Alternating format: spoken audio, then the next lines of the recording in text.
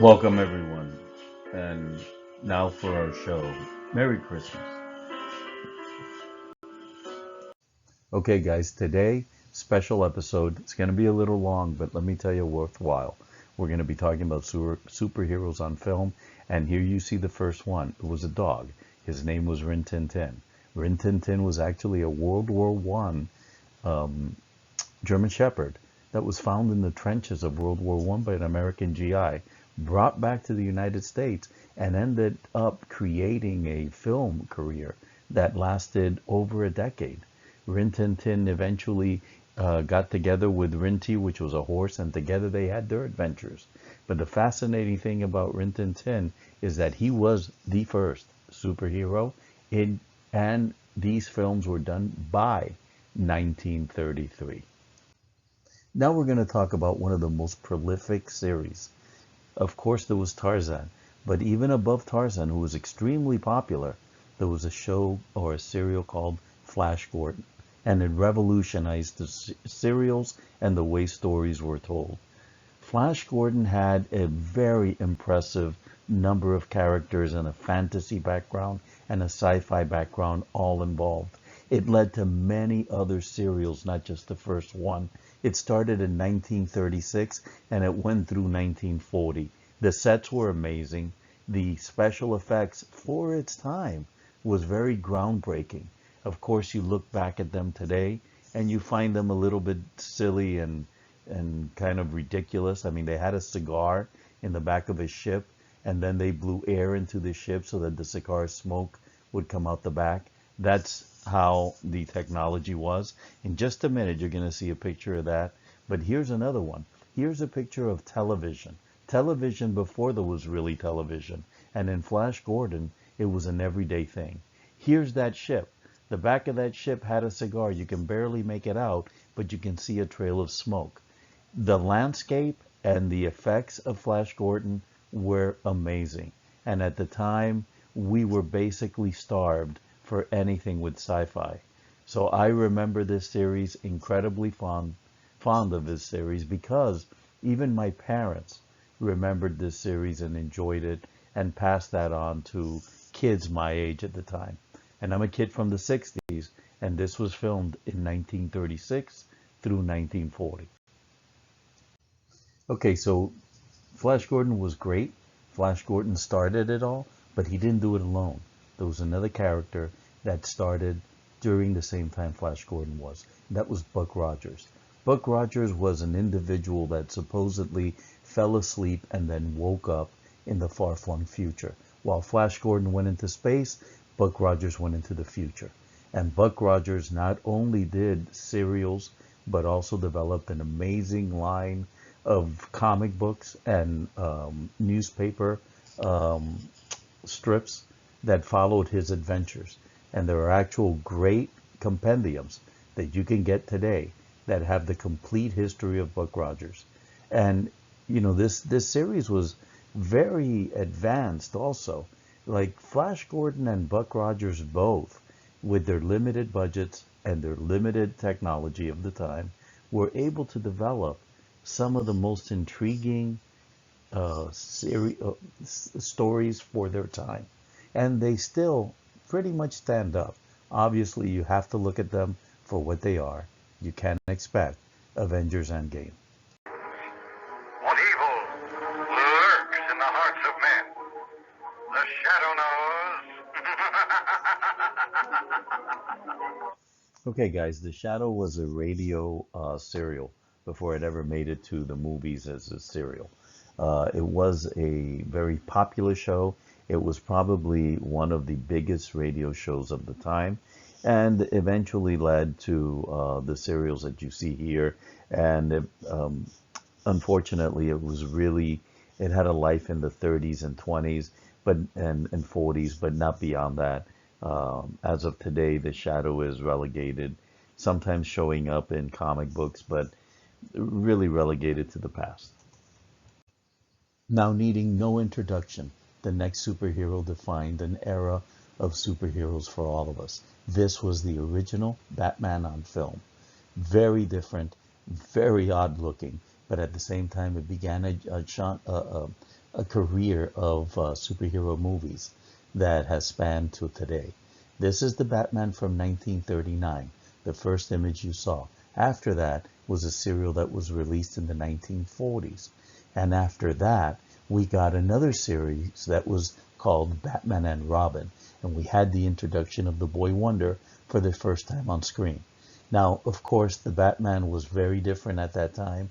He was not the genius detective that we know today, nor did he have all the gadgets that he had.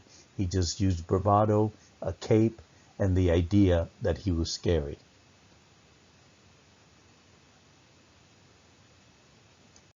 Now, before we leave the 30s entirely, let's talk about one hero that we forgot to mention, and that is the Green Hornet.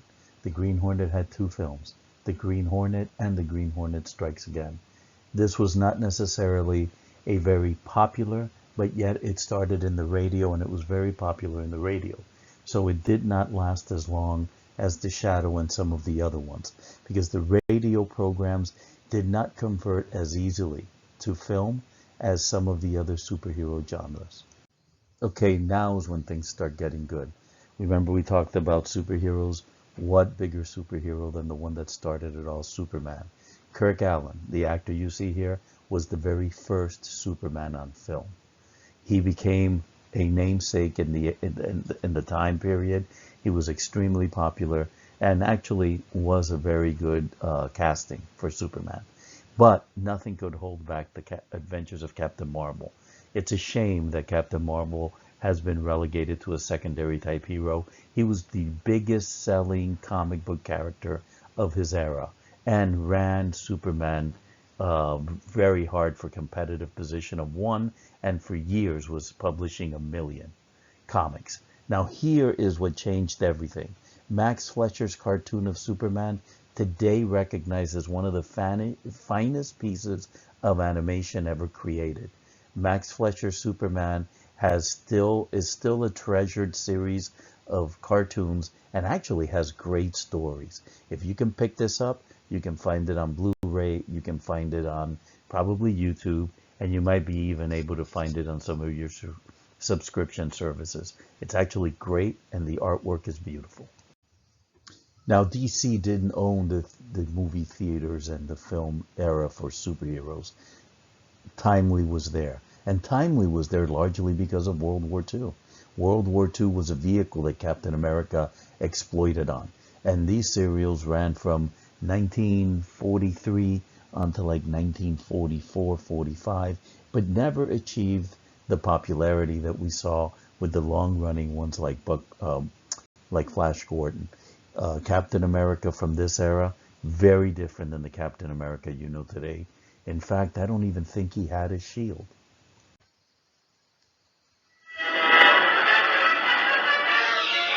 Faster than a speeding bullet.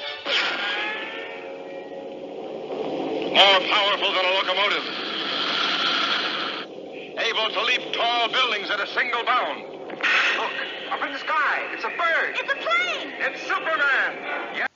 Okay, so one of the best series that ever came out of DC was this Superman with George Reeves from 1950. It really was the beginning of creating action heroes that would, on television, like for example in this picture, this is Krypton. Many of the people that saw Superman didn't really know the story, so it started at the beginning, and it captured the hearts of many others by having cameos and things like I Love Lucy. It had an adult audience that watched it, not just kids. The sad ending of George Reeves was his suicide in the I believe it was either in the late 50s or 1960s. This series ran from 1951 to 1958, and it started with a movie called Superman Meets the Mole Men, which was the first clips you saw. This was a really good movie. A really good series and a good movie for its time. And I suggest if you haven't seen it, you may want to visit it. It's not something you want to sit down and watch entirely, but it may be interesting to watch for nostalgia purposes.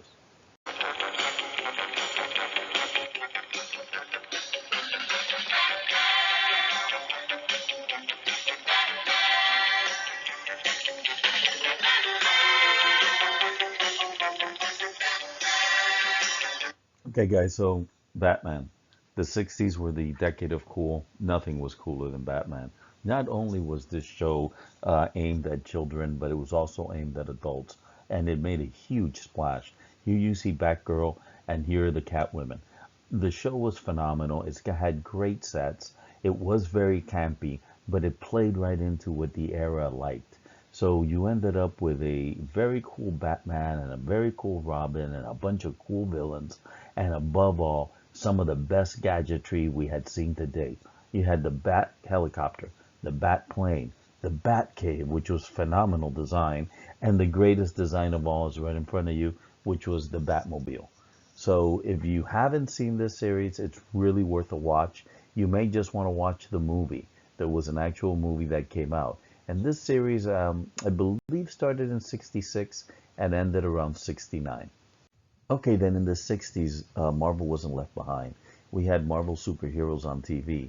This was actually composed of Namor, Hulk, Captain America, Thor, and Iron Man. The fascinating thing about this series was that Marvel didn't actually create cartoons for it.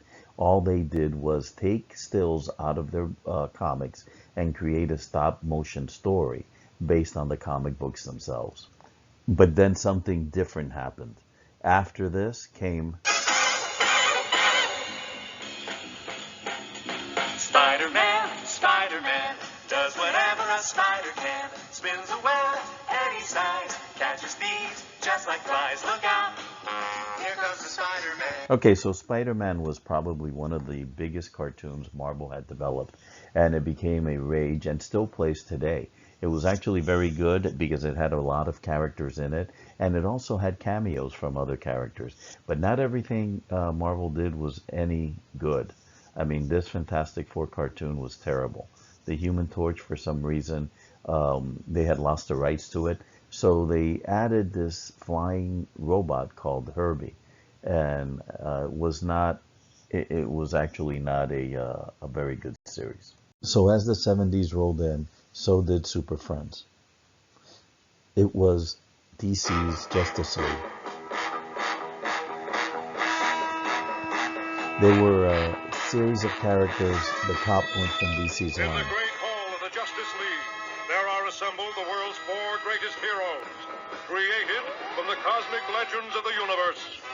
They also had cameos. Here you see Hawkman and the Atom. This ran through 1986, so it was actually a very long-running series. But Shazam was a property DC had been after for a while. They couldn't name it Captain Marvel due to the conflict with Marvel Comics Captain Marvel. So instead they called him Shazam. They stuck him in an RV, and he rode around the U.S. fighting crime. Not very nice series. It did spin out another series called ISIS, The Secrets of ISIS. It was semi-popular.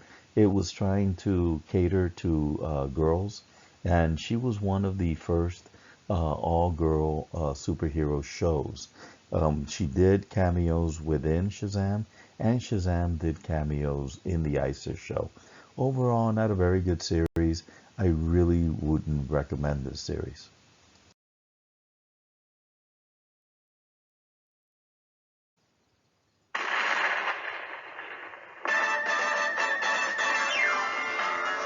Wonder Woman, Wonder Woman. So then onto the screen flashed one of the most successful series of superheroines of the era, Wonder Woman with Linda Carter. She had a bunch of different uniforms. She wasn't afraid of her sexuality. In fact, her story came back from the original comics where she starts in the Amazon Kingdom. Um, but one of the things that made this special was the fact that she had strength. She was the heroine of every story while still maintaining her femininity. There wasn't an issue here. Even when she found, I forgot the name of the guy that she's with, I think it's Steve. Even when she found Steve, she always maintained the upper hand. When we brought in other characters, they were mostly female. Wonder Girl, for example, made a cameo. But in the end, Linda Carter was the star of the show. The 70s can be called Marvel's winter of discontent. With Captain America, which was a foolish concept that had nothing to do with Captain America. Here it is, folks. He had a motorcycle, and the shield was the front. Then we got Spider-Man. Very, very, very weak character with only webbing coming out of one hand, and webbing made out of rope. So it was a little better, but not as good as the last we got, which was The Incredible Hulk. Now that was a series, and a series that was worth watching. Lou Ferrigno, who played the Hulk, and Bill Bixby, who played Bruce Banner, were amazing in their roles. This lasted about 3 years. I think it started around 1977, and it ended around 1980. But Lou Ferrigno looked like the Hulk, and there were no special effects on Lou Ferrigno's body. And the Hulk also incorporated some of other Marvel characters. Here you can see Thor, which was not necessarily the Thor we think of, but at least it was going in the right direction. Okay, not everything in the 70s was good, and Buck Rogers certainly was the epitome of this. This was a series that was more kid-oriented than anything else. Buck Rogers was an astronaut in cryogenic freeze and flung into the 25th century. He had this little sidekick, and the majority of the time this was made for kids. Now, one movie that was awesome was the film Conan the Barbarian. This was a quintessential story of Conan and living up to everything ever done by Errol Riceborough. And Arnold Schwarzenegger was born to play this role. I recommend it. Now, the one that I enjoyed the most was this next one, Flash Gordon. If you haven't seen this, I can't recommend it more. It had a Queen soundtrack, and it had amazing sets. The movie itself was very campy. Flash Gordon was a quarterback, not very loyal to the original story when it came to Flash, but everything else was amazing. As a matter of fact, it had sets that included the Hawkmen, the floating cities, everything that you knew of Mongo was here. I really recommend this movie. I think you'll enjoy it.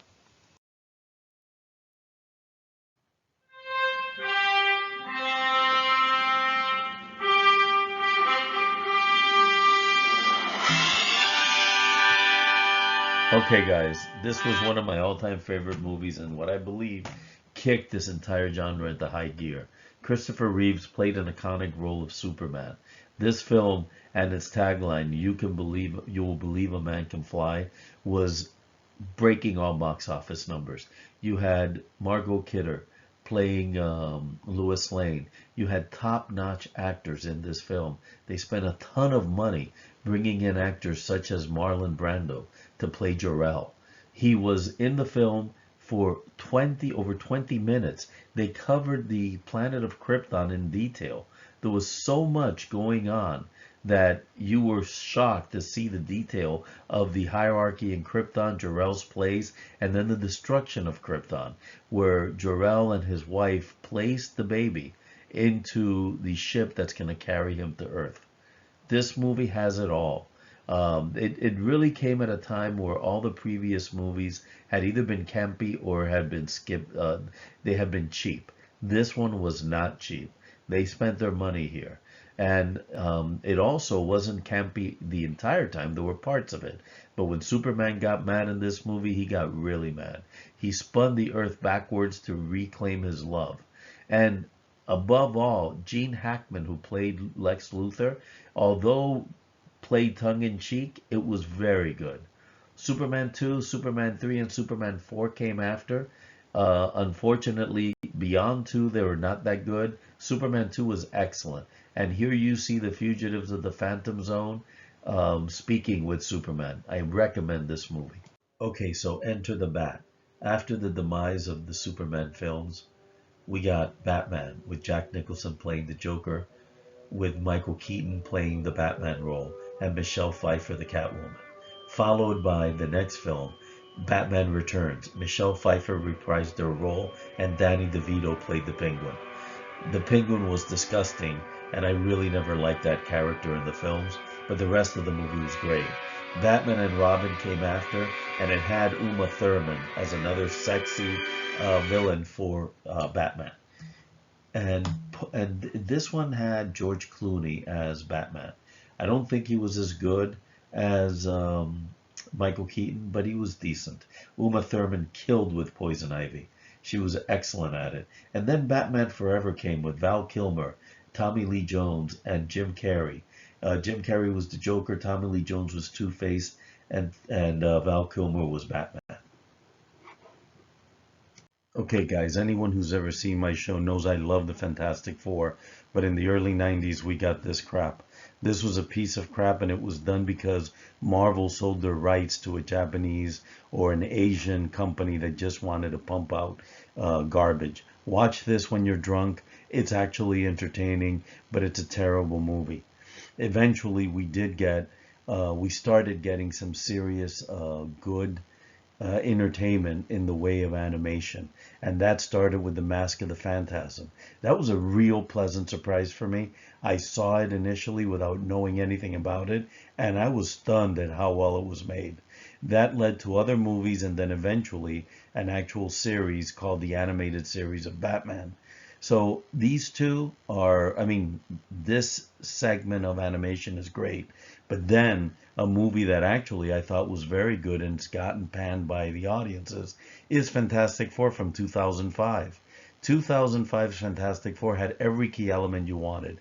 It had a real good looking cast that looked like the comic book, and it had a Doom that actually looked and was personified correctly. The special effects were great. The first time we saw Johnny Storm light up in fire was amazing. These were things that you couldn't have even imagined when I was growing up. We always thought the Fantastic Four would be impossible. Now here is the second Fantastic Four, Rise of the Silver Surfer, came a few years later and was actually a really good movie with the exception that Galactus was a cloud. I don't know why they couldn't figure out what Galactus was, but they didn't. Then in 2015, this piece of crap landed, and it was panned by audiences and critics. This is Doctor Doom. Need I say more?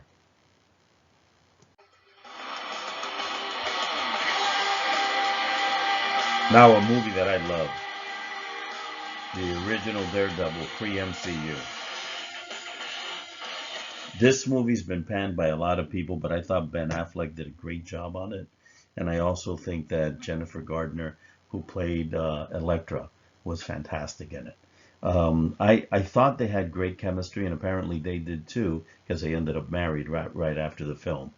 In the movie, Elektra believes that Daredevil killed her father, so she comes for revenge disguised as a love interest.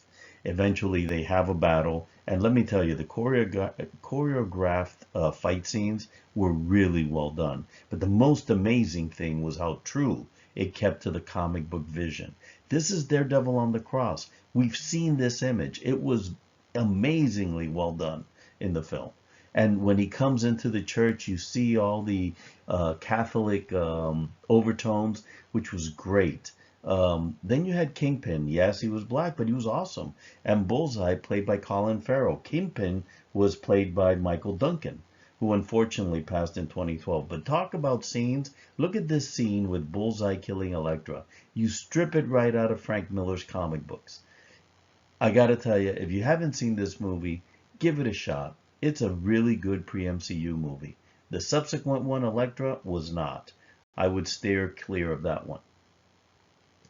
Marvel's big surprise hit was Blade.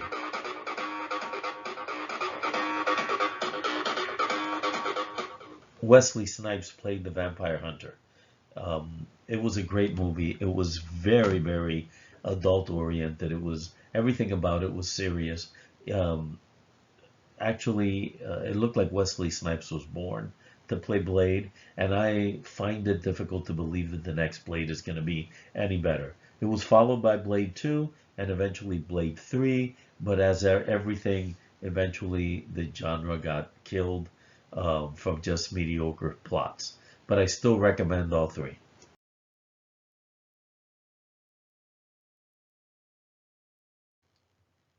For the season, we don't need to keep up with the Jones. Our love is something priceless.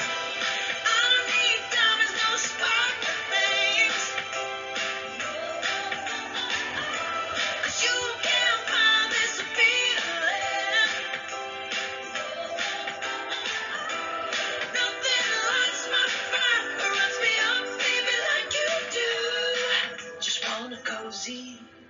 A cozy little Christmas here with you. So Mr. Santa, take the day off, get him my song.